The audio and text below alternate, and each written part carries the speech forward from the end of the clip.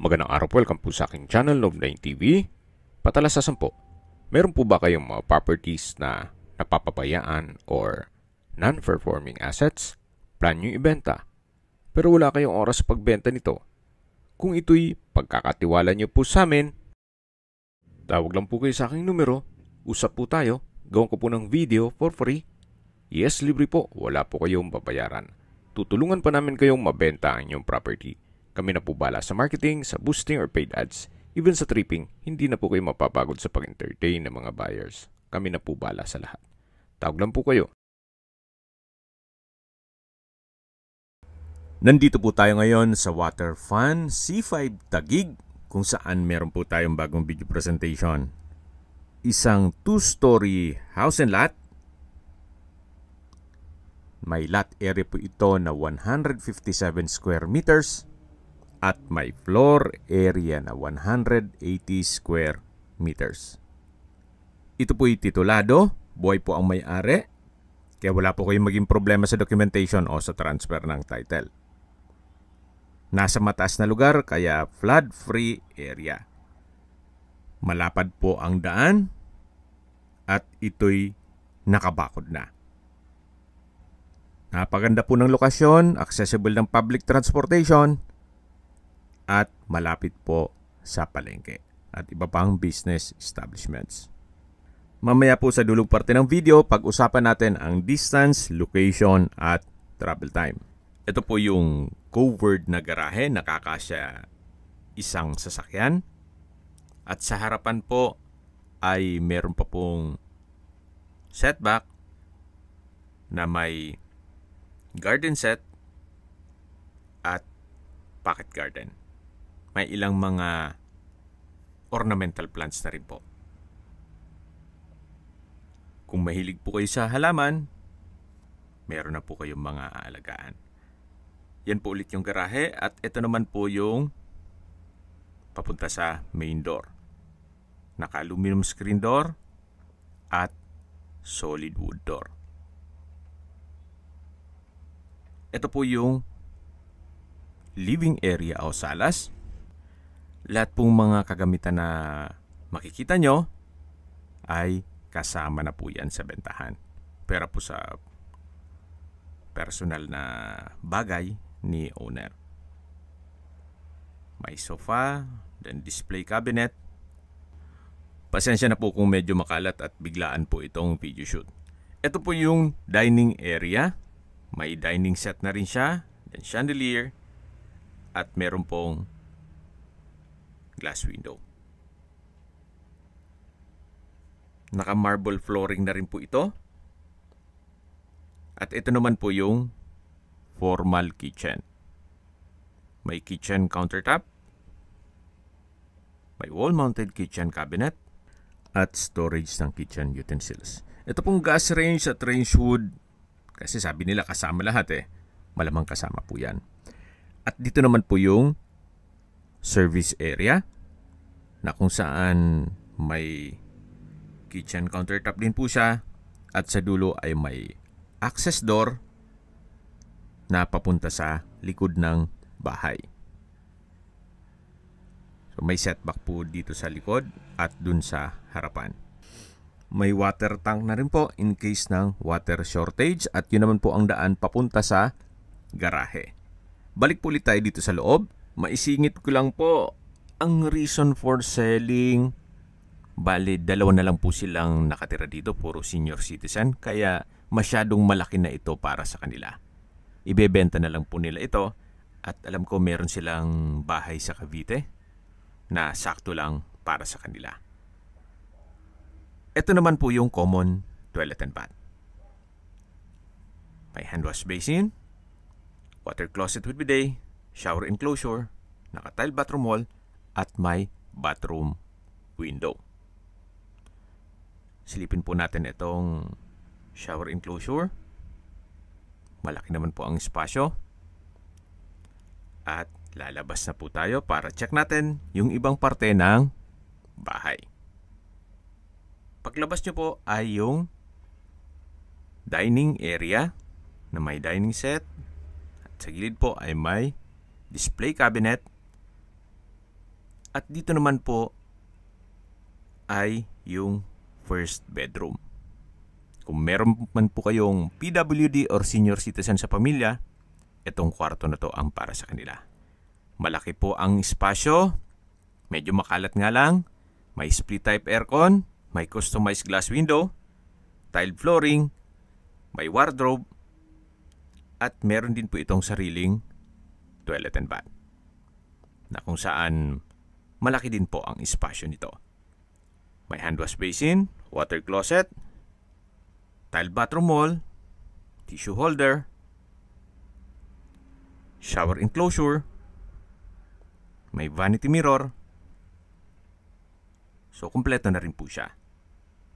Ito po yung master bedroom o first bedroom na may wardrobe, drawer and dresser,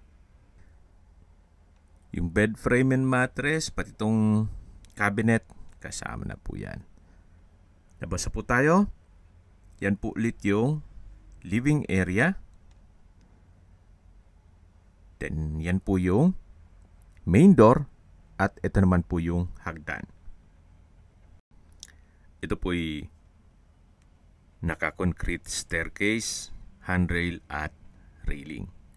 May pebbles design din po. Akyat po tayo, samahan niyo po ako. At nandito na po tayo sa second floor. Ito po yung second bedroom. Malaki naman ang espasyo. Kaya nung nasabi ko, wala pong ganong nakatira dito. Kaya yung ibang kwarto ginawang stock room. May wardrobe, may customized glass window, tile flooring. At dito naman po yung family area. Ito po yung hallway. Then papasok po tayo dito sa third bedroom. Malaki din po ang espasyo nito. May wardrobe, customized glass windows.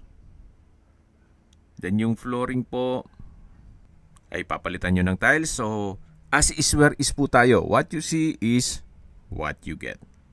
Ganun din po sa flooring dito. Kaya please manage your expectation once na mag-tripping tayo. Na kung sakali man na may makita kayong mga papagawa, well, as is where is po. Kumbaga, kayo na balaan ito after na ma-purchase ng property o ma-acquire nyo ito. Ito po yung fourth bedroom na kung saan malaki naman ang espasyo nito. At nandito na po tayo sa family area na kung saan pwede pong gawing another bedroom na may access papunta sa balkonahe. May security grill at yan po ang inyong mga magiging kapitbahay. Sa distance, location at travel time portion na po tayo. Mula po sa C5 water fan, walking distance lang po ito, pwedeng tricycle. So depende po sa inyo kung gusto nyo mag-exercise, ilang minutes walk lang po yan. At mula naman po sa Heritage Park, ang distance is 1.4 kilometers at ang travel time is 7 minutes. Mula naman po sa airport, ang distance is 7.9 kilometers at ang travel time is 24 minutes. Mula naman po sa Ayala, Arca South, ang distance is 3.1 kilometers at ang travel time is 14 minutes. Mula naman po sa SM Aura, ang distance is 6 kilometers at ang travel time is 25 minutes. Mula naman po sa Bonifacio Global City o BGC, ang distance is 6.4 kilometers at ang travel time is 27 minutes. Mula naman po sa Ayala Avenue, Makati, ang distance is 9.4 kilometers at ang travel time is 28 minutes. Napakaganda po ng lokasyon. Well, dun po sa mga maselan, it's an old house given na, pero kung may saktong budget lang po kayo at gusto nyong malaking property gaya nitong 2-story house na may 4 bedrooms na accessible po sa lahat, you might consider this property. Binebenta po ito ni owner sa halagang 12 million pesos. Opo, murang-mura na po ito. Kung bibili ka lang naman ng condominium na worth 8 to 10 million, siguro po mag-adjust na lang kayo dito sa property na to sa inyong budget. At kung sobrang sela naman po, meron po tayong ibang property na wala na kayong ipapagawa. Yun nga lang, medyo may lasa na ang presyo. Pwede rin po itong maging income generating. Paupahan nyo kada kwarto. Sa dami po ng mga nangungupahan dito sa area, gawa ng malapit po sa lahat. Well, yan naman po ay opinion ko lang naman. Depende pa rin yan sa inyong assessment dito sa property. Kung may mga katanungan po kayo, tawag lang po kayo sa aking numero. At sa mga kababayan naman natin nasa ibang bansa, meron po akong WhatsApp, Viber, Telegram at Signal. Same number lang po, 0917-316-3399.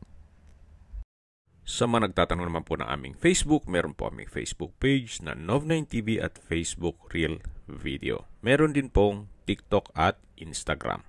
May ibang YouTube channel po kami, the Nov9TV channel, Nov9TV Listings,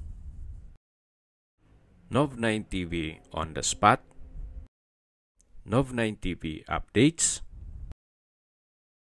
at Nov9TV House Rental. Sana po naibigyan nyo ang video presentation. Paki-like and subscribe na lang po sa aking channel para ma-update din po kayo sa aking future listings. Kung sakali po hanap nyo yung mas malaking sukat ng lupa, meron din po kami ibang listings na pwede nyong pagpilian. Huwag po kayong mag-atubiling tumawag sa amin.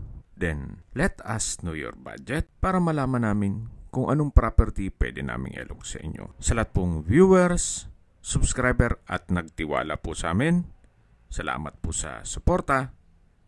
Ingat po kayo lagi at yung pamilya. Maraming salamat po.